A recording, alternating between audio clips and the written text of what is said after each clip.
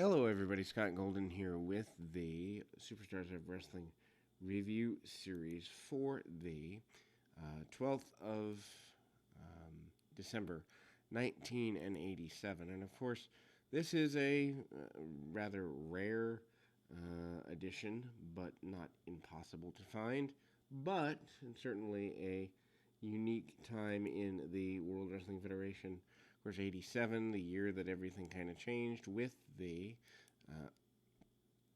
benefit of the 1983 or 1987 WrestleMania 3 edition of things, and that ultimately led the WWF to a whole new ground in a lot of ways.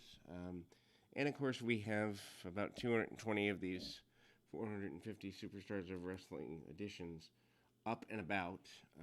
Unfortunately, not every Superstars is up, otherwise I would have reviews of all of them as I grew up on Superstars. The run 89 through 95 or 96 is my childhood. 97 they went to a recap show and I stopped watching because I've always been a first run content sort of person. Anyway, so a lot happening on this show. Vince McMahon, Jesse Ventura, and Bruno Sammartino are your announcers for the day, and they are kind of going forward. Craig DeGeorge conducts an interview with world champion Hulk Hogan, in which he rejected in which he acknowledges the offer, and a Honky Tonk Man music video is here. Also, he rejects the offer as it relates to the buying of the championship, or at least teases rejecting it. Anyway, Demolition with Mr. Fuji defeating Jim Evans and Brady Boone 208 when Axe spins Evan. After the decapitation, after the bout, Demolition throws Boone out of the ring and hits the decapitation on Evans a second time.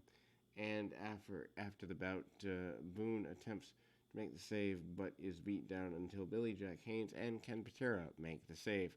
Demolition certainly being put over really strong in the, advance of their foray into the winning of the Tag Team Championships, WrestleMania 4. Already starting to see that at the end of December here. And, I mean, it's a good thing to be thinking ahead in that way. Obviously, a lot of punch kick by Demolition. They're not going to be guys, especially in squash matches, that are doing much challenge. They do have the regular face paint by this point in 87, the Decapitator, and some punching and kicking, getting things going underway. And obviously, we see Brutus Beefcake basically saying he wants to get his hands on Danny Davis. Brutus Beefcake also wants to get his hands on just about anyone he can, and Strutting and Cutting, and kind of a big thing there. The interview with him is, I won't say completely uninspired, but by 87, the end of 87, he really doesn't have a main program. I guess you could say Danny Davis's program. I guess you could say Outlaw Ron Bass is well, no, not even that, because that isn't until 89. So Beefcake up until I guess you'd say a little later, early 88, ends up moving into Honky Tonk Man, although he has worked with Honky around the horn at this point a little bit, but not nearly as much. Rick Rude up next with an enhancement match with Bobby Heenan, defeating Mike Richards via submission with a backbreaker at 143.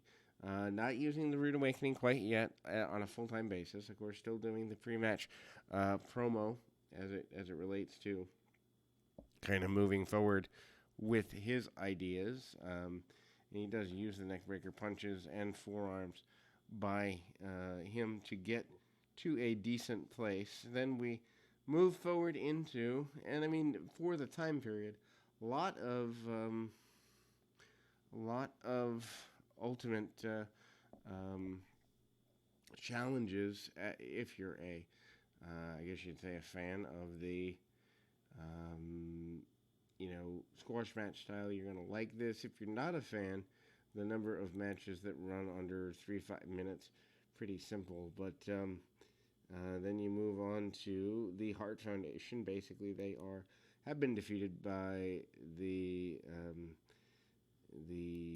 Strike Force, Rick Martel and um, Tito Santana at this point in the year, still challenging. They basically say they're unified by Jimmy Hart. They say they're still crazy and ready to go. Bret Hart putting forward that he still is considering the Hart Foundation a viable and important tag team. They are wearing black singlets, getting ready for their upcoming matches. Then we see a music video here. Then we move forward to Hacksaw Duggan in an enhancement match. And I mean, Duggan punch kick. He's still a babyface. Has been removed from the WWF for a little while due to his challenges with getting caught with the Iron Sheik. And of course, the hanging suplex. Many people say that Duggan would have been the Intercontinental Champion or something like it if he hadn't gotten caught with the Sheik, I believe in May or June of that year. So he served a couple of months gone. Big swinging body slam and then the All Glory knee drop by Duggan and the flying tackle. Then Gene Okerlund in there. Randy Savage says he still wants his hand on the Honky Tonk Man. That's what he thinks about every minute, every second, every hour.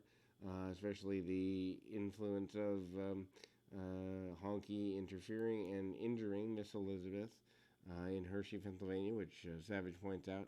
Scott Casey and Greg the Hammer Valentine here. The announcers kind of talk about Valentine maybe wanting to be a Intercontinental Champion again. However, not likely since the Honky Tonk Man, also managed by Jimmy Hart, has that belt. Casey with a high cross body doesn't get everything he wants on it. Gets a near fall, but not anything too terribly wonderful. Casey gone within the next couple of years from wrestling altogether. Valentine has migrated back to using the figure four as a finish, and he does so here in 335. Super basic match. Craig DeGeorge on the outside of the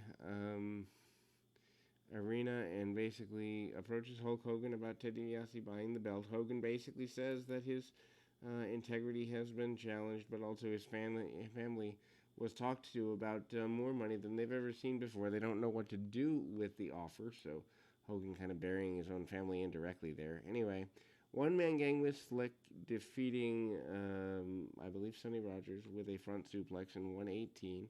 Lots of brawling there, punch, kick, basic stuff, and the front suplex. Gang, of course, going around with Hogan a little bit during the time period, not fully going around with him in the sense of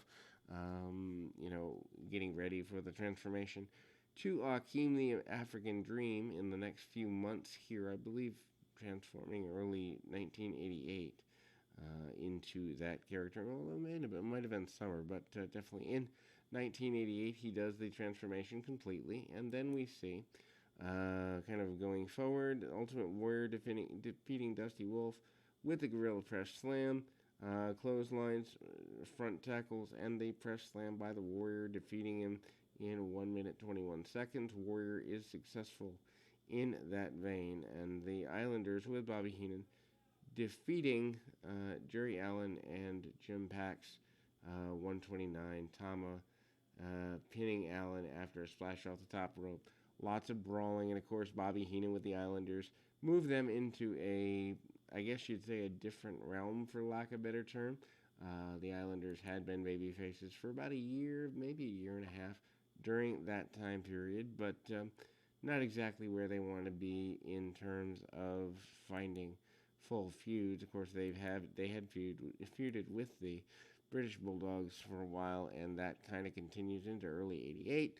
But the Islanders certainly, and through a good bit of 88, but the Islanders certainly finding their stride. Would have liked them as a team to have remained a little longer, as I think they were cut short a little bit there. Just maybe too many tag teams or not complete commitment to the team or whatever have you. But again, Macho Man Randy Savage also has another inset promo, again hyping upcoming matches in local house shows with the Honky Tonk Man. But we will be back with more right after this.